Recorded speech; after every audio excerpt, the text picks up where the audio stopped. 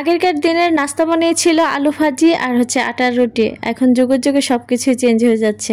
আমরা যেন আলু ভাজি একদম ভুলেই গিয়েছি নাস্তার সাথে খেতে। তো হ্যাঁ, আসসালামু আলাইকুম, কেমন আছো সবাই? আশা করছি সবাই অনেক ভালো আছো। তোমাদের সকলের দোয়া আলহামদুলিল্লাহ অনেক ভালো আছি। আজকে অনেক দিন পরে আমার আলু ভাজি দিয়ে ভাত খেতে ইচ্ছে করছে, তো যার কারণে আমি আলু কেটে নিয়েছি। যদি আমি আলু একটু চিকন চিকন করে কাটতে পারি, তো তাড়াহুড়া ছিল যার কারণে হচ্ছে একটু মোটামোটাই হয়েছে, কারণ বেশি সময় ছিল না, হুট করে মনে চাচ্ছিল, তো তাই যা পারছি তাড়াহুড়ার মধ্যে তাই কাটছি।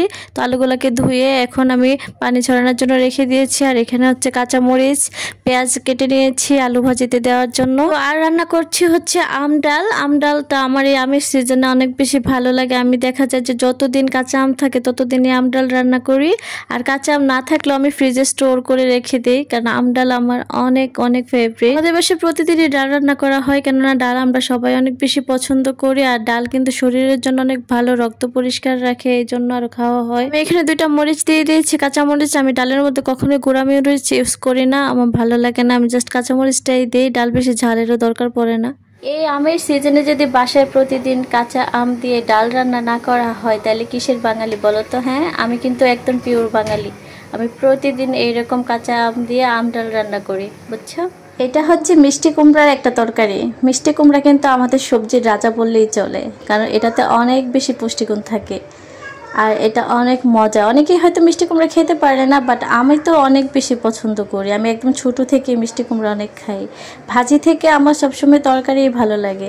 তো এটা রান্না করা হয়েছিল মাছের মাথা দিয়ে, অনেক মজা হয়েছিল। এখন হচ্ছে আলু ভাজিটা করার পালা, কারণ আলু ভাজি আমি একটু টান টান করে খেতে বেশি পছন্দ করি। অনেকে হয়তো একটু হালকা ভিজা রাখে, বাট আমি এটা খাইতে পারি না। আমার কাছে একটু শুকনো শুকনো যেটা থাকে ওইটাই ভালো লাগে। তো আলু ভাজির জন্য আমি অনেকগুলা তেল দিয়েছি আর অনেকগুলা পেঁয়াজ দিয়েছি। যে কোনো ভাজিতেই দেখবা বেশি তেল আর বেশি পেঁয়াজ দিলে অনেক বেশি মজা হয়। তো আমি একে একে সব মশলা দিয়ে আমি কষিয়ে নিচ্ছি। অনেকে হয়তো আলুটা দিয়েও মশলাগুলো দেয়, আমি আগে মশলাটাকে কষিয়ে নিই, এটা আমি এভাবে করি আর কি। পেঁয়াজটাকে আমি আর বেশি ভাজাভাজি করলাম না, যেহেতু এটা ভাজি, এটা আলুর সাথেও ভাজি হবে। তো আমি এখন লবণ দিয়ে দিচ্ছি। লবণ আমি অল্প পরিমাণে দিয়েছি, যদি পরে লাগে তারপর আবার দিব। তো এখন হচ্ছে ধুয়ে রাখা আলুগুলা দিয়ে দিচ্ছি। আর এটাকে আমি হাই হিটে রান্না করব, কেননা লো হিটে রাখলে দেখা যায় যে নরম নরম হয়ে যায়। হাই হিটে রান্না করলে সিদ্ধ হয়ে যায়, আবার একটু দেখতেও টান টান লাগে। সকালবেলা এইভাবে আম্মা হচ্ছে রুটির সাথে আলু ভাজি করে দিত আমাদেরকে, সাথে টমেটো দিত, কি যে মজা লাগতো। সেই মজাটা এই জন্য এখন আর নাই। যাই হোক, এখন আমি আলু ভাজিটা করে নিচ্ছি। আমি বেশি নাড়বো না, নাড়লে দেখা যায় ভেঙে যাবে। আমি বেশি নাড়ানাড়িও করি না ভাজি করার সময়।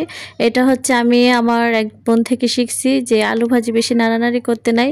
সরি, আলু ভাজি না, খালি যে কোনো ভাজি বেশি নাড়াচাড়া না করে জাস্ট কয়েকবার নেড়ে ঢেকে ঢেকে হাই হিট দিয়ে রান্না করলে নাকি ভাজি অনেক বেশি মজা হয়। পরে আমি অ্যাপ্লাই করলাম, পরে দেখি না, জিনিসটা আসলেই সত্যি খুবই মজা হয়।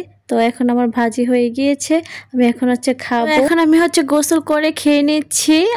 অলরেডি মনে হয় 2টা বেজে গেছে। আমরা তো 2টা থেকে 3টার মধ্যে দুপুরে খাবার শেষ করি। অনেক সময় আগেও খেয়ে ফেলি, দুপুরবেলা মানে 1টার দিকেও খেয়ে ফেলি যদি রান্না হয়ে যায় আর কি। তো মাছ ভুনা ছিল, তারপরে ডাল রান্না হয়েছিল। তো যাই হোক, তোমরা অনেক ভালো থেকো, সুস্থ থেকো, দেখা হবে আর